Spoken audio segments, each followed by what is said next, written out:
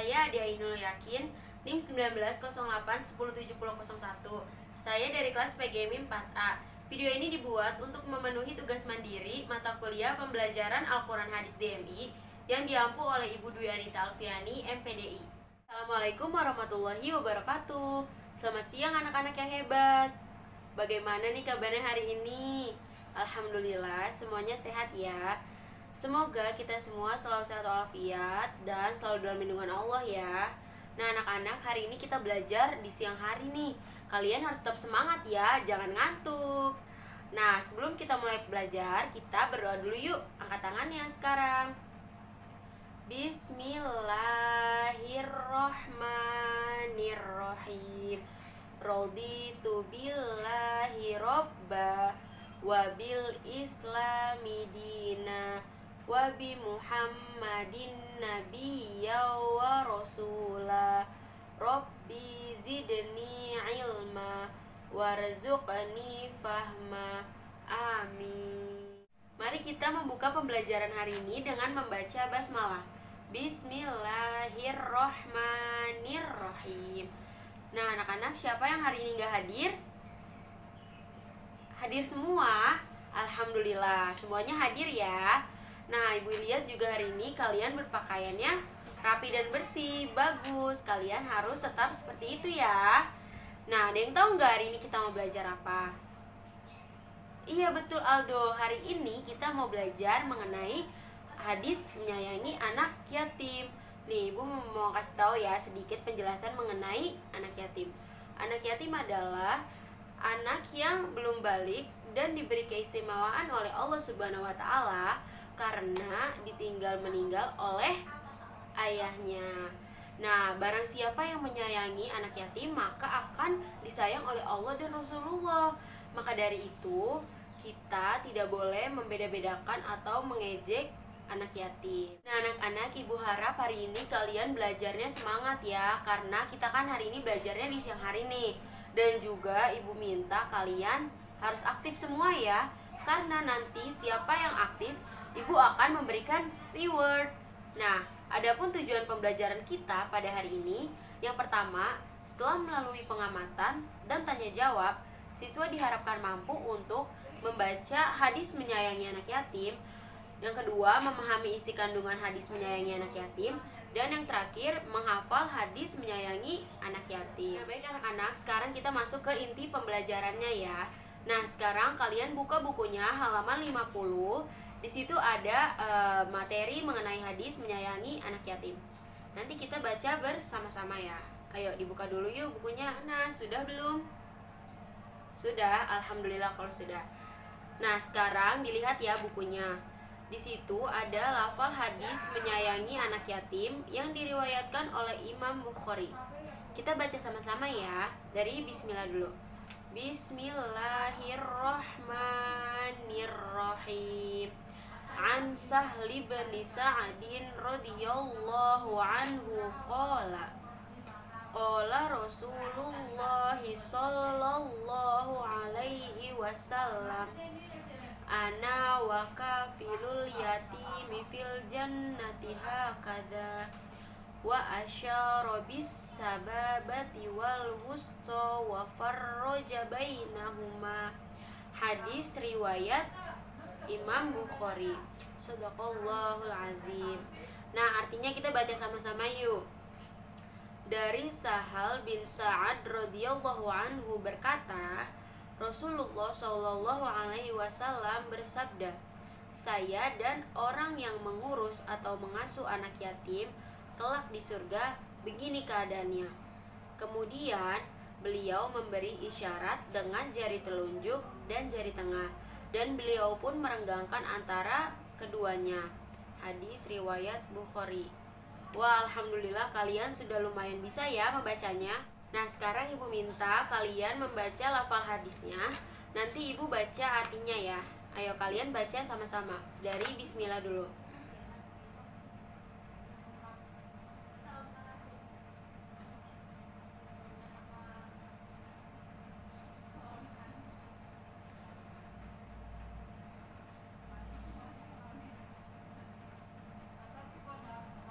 Artinya, Dari Sahal bin Sa'ad radhiyallahu an berkata, Rasulullah Shallallahu alaihi wasallam bersabda, saya dan orang-orang yang mengurus atau mengasuh anak yatim kelak di surga begini keadaannya. Kemudian beliau memberikan isyarat dengan jari telunjuk dan jari tengah, dan beliau pun merenggangkan antara keduanya. Shadaqallahul azim. Walhamdulillah kalian semua sudah bisa ya membacanya. Nah anak-anak, sekarang kalian buka buku tulisnya ya. Ibu akan menuliskan materi tentang keutamaan menyayangi anak yatim. Nanti ibu tulis, kalian juga tulis ya di buku.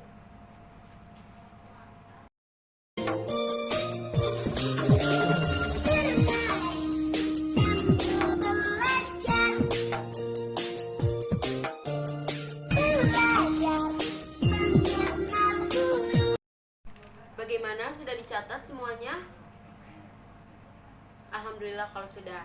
Nah sekarang lihat ya ke papan tulis. Ibu akan menjelaskan mengenai materi keutamaan menyayangi anak yatim.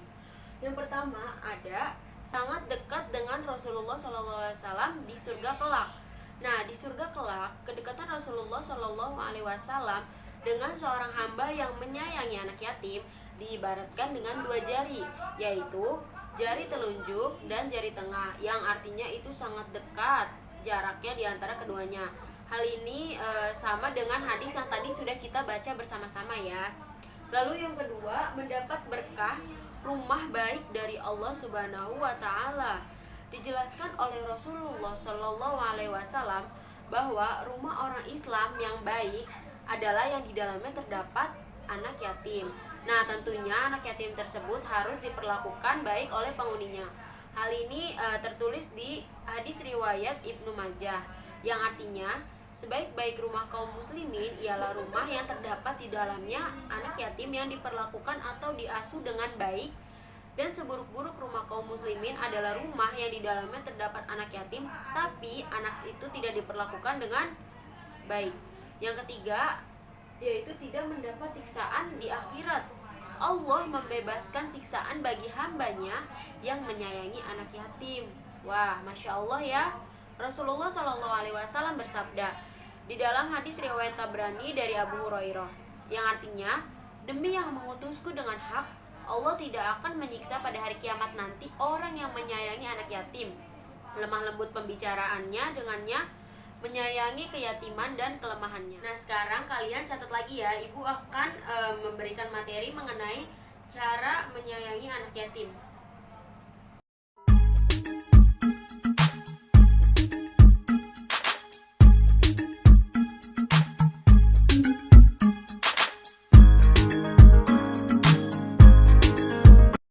Sudah ditulis? Oke, kalau sudah, ibu akan menjelaskan ya. Di sini ada 5 cara menyayangi anak yatim. Ibu akan menjelaskan satu persatu. Dari yang pertama, dididik dan diberi makan. Menurut Islam, orang yang menghardik seorang anak yatim dan tidak memberikan makan kepada fakir miskin itu dicap sebagai pendusta agama yang ancamannya berupa api neraka. Wah, serem banget ya. Nah, hal tersebut juga dijelaskan di dalam Al-Quran surat Al-Maun ayat 1-3 yang berbunyi, tahukah kamu, orang yang mendustakan agama itulah orang yang menghardik seorang anak yatim, piatu, dan tidak menganjurkan memberi makan kepada orang miskin. Yang kedua, diurus dalam kehidupan sehari-harinya. Selain di Al-Quran, hak anak yatim juga ternyata sudah diatur dalam hadis. Nah, contohnya, aku dan orang yang menanggung anak yatim kedudukannya di surga seperti ini. Kemudian beliau mengisyaratkan jari telunjuk dan jari tengah beliau serta agak merenggangkan. Keduanya tersebut menjelaskan bahwa kedudukan orang yang menanggung anak yatim sangatlah luar biasa. Lalu yang ketiga, diberi kasih sayang. Tidak hanya menafkahi lahirnya, sebagai seorang muslim kita juga harus memberikan rasa kasih sayang kepada anak yatim. Nah, hal tersebut juga telah dijelaskan di dalam hadis riwayat Abu Hurairah radhiyallahu an. Hadis tersebut menjelaskan bahwa saat itu ada laki-laki yang mengadu kepada Nabi Muhammad SAW yang akan hatinya keras. Lalu Nabi berkata, usaplah kepala seorang anak yatim dan berilah makan orang miskin. Barang siapa yang mengusap kepala seorang anak yatim, piatu, laki-laki maupun perempuan karena Allah, adalah baginya setiap rambut yang diusap dengan tangannya itu terdapat banyak kebaikan. Dan barang siapa berbuat baik kepada seorang anak yatim piatu perempuan ataupun laki-laki yang diasuh adalah akan bersama di surga seperti itu. Yang keempat, menyumbang dana ke panti asuhan. Nih, jadi contohnya seperti Delvi mempunyai uang lebih. Nah, daripada uangnya dihambur-hamburkan, mendingan uangnya disumbangin ke panti asuhan anak yatim. Lalu yang kelima, mendirikan rumah yatim atau piatu. Nah, anak-anak, setelah kalian tadi sudah membaca dan juga memahami mengenai isi kandungan dari hadis menyayangi anak yatim, sekarang Ibu minta kepada kalian hafalkan artinya aja ya, arti dari hadis menyayangi anak yatim. Nanti hasil hafalannya kalian presentasiin ke depan kelas sendiri ya, individu. Semangat! Wah, alhamdulillah kalian semua sudah mempresentasikan hasil hafalan kalian ke depan kelas. Kalian semua hebat, you are good job. Nah, untuk yang belum hafal semua, tidak apa-apa, jangan berkecil hati karena Ibu yakin kalian bisa. Semangat ya! Nah, sekarang Ibu mau nanya nih, ada nggak di sini yang masih belum paham mengenai materi hadis menyayangi anak yatim? Kalau ada, tidak apa-apa, bilang saja ya, nanti Ibu akan menjelaskan kembali sampai kalian paham. Bagaimana? Sudah paham semua? Alhamdulillah kalau sudah paham semua. Nah, sekarang Ibu akan memberikan kesimpulan mengenai pembelajaran hari ini ya. Islam mengajarkan umatnya untuk senantiasa berbuat baik kepada sesama, termasuk kepada anak yatim. Yatim adalah sebutan untuk seseorang yang ayahnya telah meninggal dunia. Anak yatim termasuk ke dalam golongan orang yang dimuliakan oleh Allah Subhanahu wa Ta'ala. Bahkan Allah Subhanahu wa Ta'ala menganjurkan hambanya untuk senantiasa berbuat baik kepada mereka. Nah, anjuran ini tertuang di dalam surat An-Nisa ayat 8 yang berbunyi, dan apabila sewaktu pembagian itu hadir beberapa kerabat, anak-anak yatim dan orang-orang miskin, maka berilah mereka dari harta itu sekedarnya dan ucapkanlah kepada mereka perkataan yang baik. Nah, baik anak-anak, kita tutup pembelajaran hari ini dengan membaca hamdalah. Alhamdulillahirabbil alamin. Mari kita membaca doa kafaratul majlis bersama-sama ya. Angkat tangannya. Bismillahirrahmanirrahim. Subhanakallahumma wa bihamdika asyhadu an la ilaha illa anta astaghfiruka wa atubu ilaik. Amin. Shadaqallahul azim. Nah, anak-anak, sampai jumpa minggu depan ya. Wassalamualaikum warahmatullahi wabarakatuh. Bye-bye. Sekian video dari saya, kurang lebihnya mohon maaf. Wassalamualaikum warahmatullahi wabarakatuh. Bye-bye.